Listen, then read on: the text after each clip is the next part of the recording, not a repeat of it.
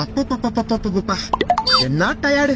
பேசாம உட்கார்ந்த இடத்துல வேலை செய்யற மாதிரியா டிரைவர் ஆயிட்டுக்கலாம். யோ என்ன சொன்ன? டிரைவர் உனக்கு ஈஸியா?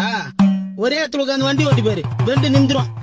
நீ ஒரே பஸ்ல 1000 வாட்டி அங்கிட்டு இங்கிட்டு நடந்து டிக்கெட் கொடுத்து பாரு. கால் மறுத்து போய் வாழ்க்கையை வெறுத்து போன மாதிரி மருத்துவமனையில் தான் இருப்பேன்.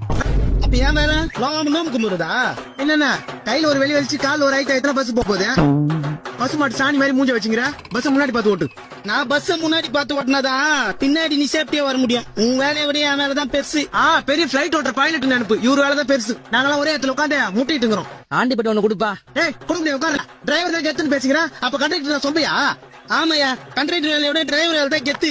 வண்டியை கொஞ்சம் நிறுத்து. ஐயோ என்ன உதவ சண்டேக்குதா? ஒரு பஸ்ஸுக்கு கண்டக்டர் தான் மெயின். ஒரு பஸ்ஸுக்கு கண்டக்டர் விட டிரைவர் தான் மெயின். கண்டக்டர் தான் மெயின். டிரைவர் தான் மெயின். கண்டக்டர் தான் மெயின். டிரைவர் தான் மெயின். கண்டக்டர் தான் மெயின். டிரைவர் தான் மெயின். கண்டக்டர் தான் மெயின். யோ டிரைவர் தான் மெயின். நீ குடுக்குற டிக்கெட் என்னால கொடுக்க முடியும்? உன்னால வண்டி ஓட்ட முடியுமா? முடியுதா? முடியல. இந்த கொஞ்ச நேரத்துக்கு என் வேலை நீ பாரு, உன் வேலை நான் பாக்குறேன். அப்படி எனக்கு ஒரு தன்மானம் இருந்துச்சு. யோ என்னயா கண்டக்டர் வண்டி ஓட்டுங்களா?